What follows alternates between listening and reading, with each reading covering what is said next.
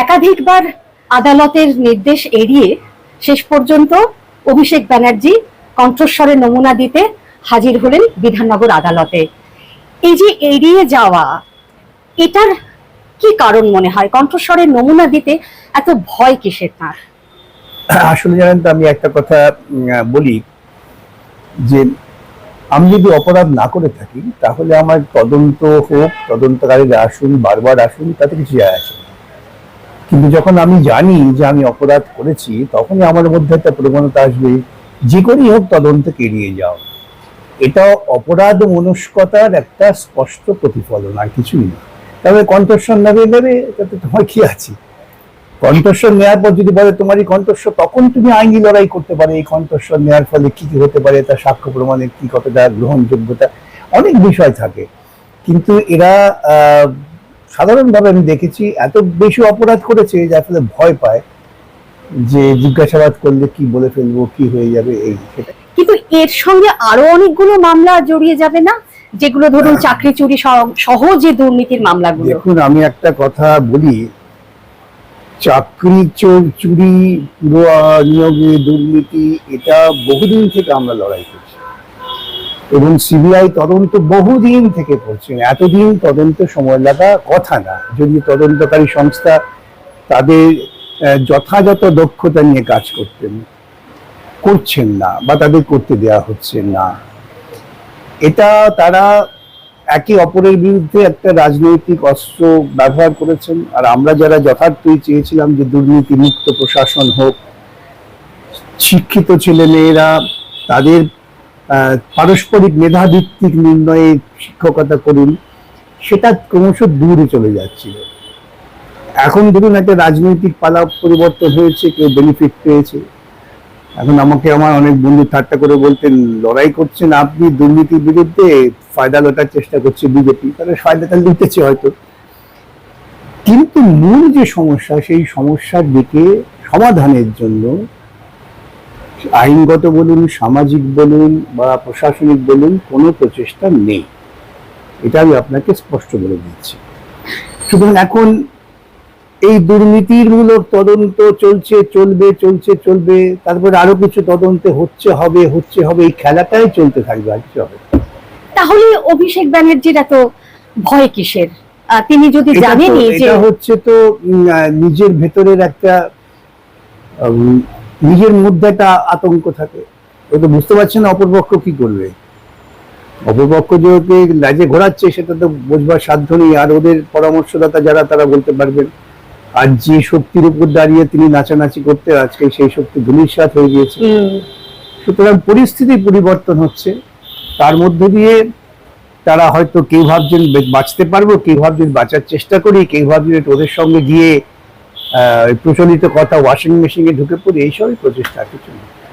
একাধিক ঘটনায় তার বিরুদ্ধে এফআইআর দায়ের হচ্ছে। তার মধ্যে সেবাশ্রয় বলে যে কর্মসূচিটা চালাতেন ডায়মন্ড হারবার মডেলে, সেটার বিরুদ্ধে বিস্তর অভিযোগ এবং তার বিরুদ্ধে এফআইআরও দায়ের হয়েছে। তো এই যে নানান মামলায় তাকে একটা ঘিরে নেবার চেষ্টা, এটার পেছনে একটা রাজনৈতিক উদ্দেশ্য আছে বলে কি আপনার মনে হয়? সম্পূর্ণ রাজনৈতিক উদ্দেশ্যটা খুব পরিষ্কার। যদি দুর্নীতি দমন করার লক্ষ্য হতো, এতদিনে দমন হতো।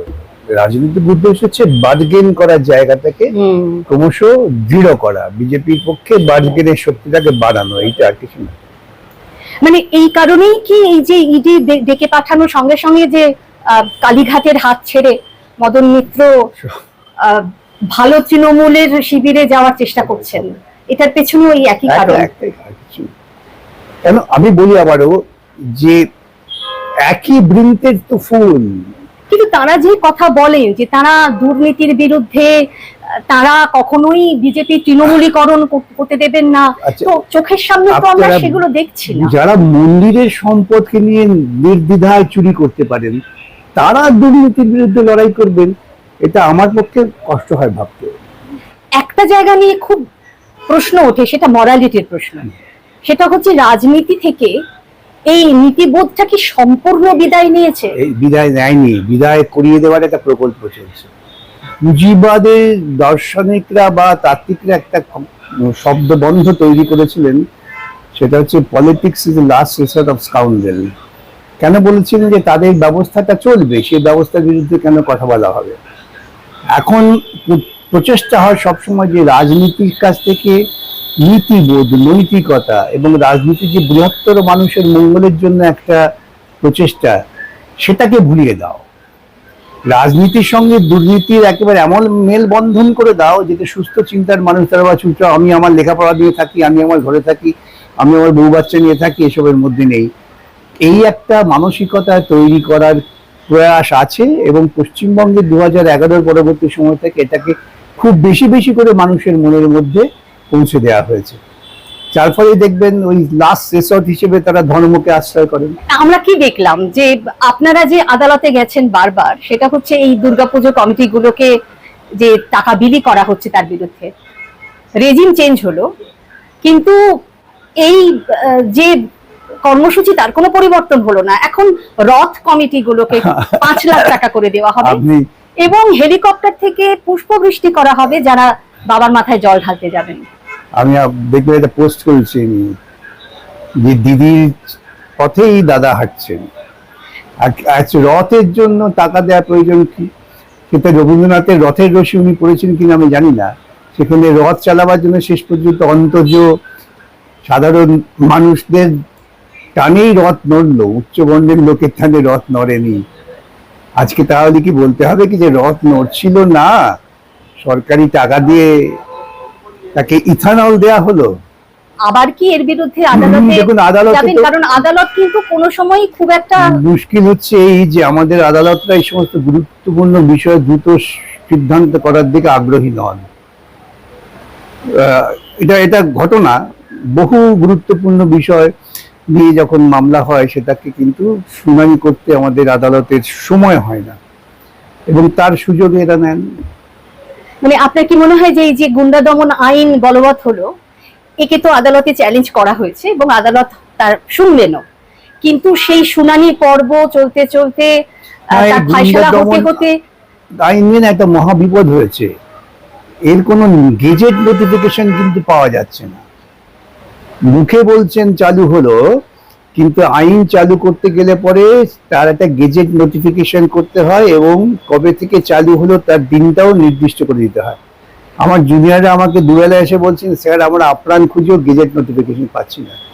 তার মানে কি এই সরকার মুখে বলছেন আইনটা কার্যকর করার ক্ষেত্রে ভয় পাচ্ছেন? ভয় নিশ্চয়ই পেতে হবে আইনগত দিক থেকে, যা আইনটা পড়লাম আমি।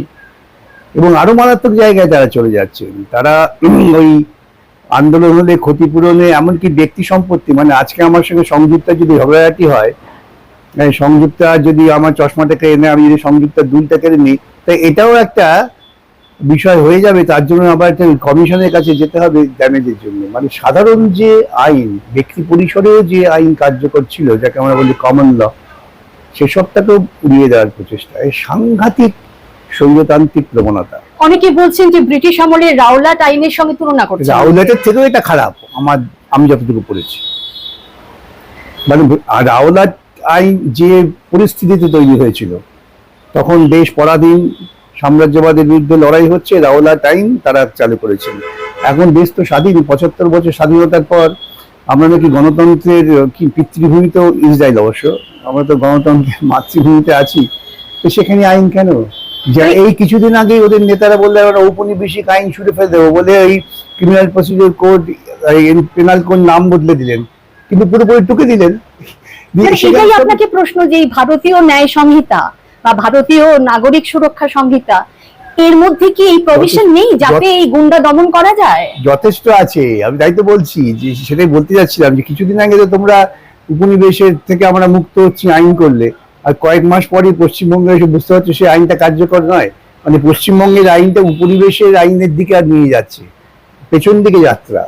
কিন্তু মুখ্যমন্ত্রীর একটা বক্তব্য, সেটা আমাদের কারোরই কান এড়ায়নি। সেটা হচ্ছে 34 বছরের কমিউনিস্ট হারমাদ আর 15 বছরের তৃণমূলী গুন্ডাদের শায়েস্তা করতে এই আইন জরুরি ছিল।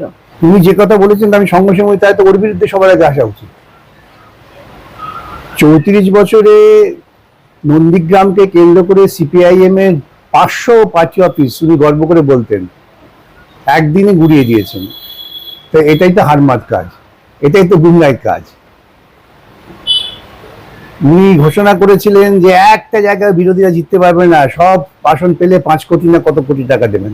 তো আসুক না, যদি সে আইনটা কার্যকর হয়, আমি তো ওর বিরুদ্ধে প্রথম মামলা করবো। পালাবেন কোথায়? আইন কার্যকর করে সমাজ বিকাশ, সাধারণ মানুষের নিরাপত্তা নয়, উদ্দেশ্য হচ্ছে ওই বামপন্থী, সেই বামপন্থী আদর্শকে বা আদর্শ যা অনুসারী তাদের দাবিয়ে রাখবার জন্য এই চেষ্টা। 15 বছরে উনি তো মন্ত্রী ছিলেন, তো সেই মন্ত্রী থাকাকালীন ওর কুকর্ম গুণ আসবে গুন্ডা আইনে। কিন্তু কমিশন তো তৈরি হয়ে গেছে, আপনার মনে হয় যে সেই কমিশন কমিশন তৈরি খুঁজে বের করবেন? কিছু লোককে খানিকটা পাইয়ে দেওয়ার দরকার। আগে মনে নেই মমতা এসে কতগুলো অনেকগুলো কমিশন তৈরি করলেন, যেগুলো আমরা কিছু জানতে পারলাম না। কমিটি কত কিছু করেছেন, সব মাথায় তথাকথিত পরিচিত ব্যক্তিত্ব, আমি বিখ্যাত বলি না, তথাকথিত পরিচিত ব্যক্তিত্বদের বসিয়ে দিয়েছিলেন। তো একই পথে যাচ্ছেন।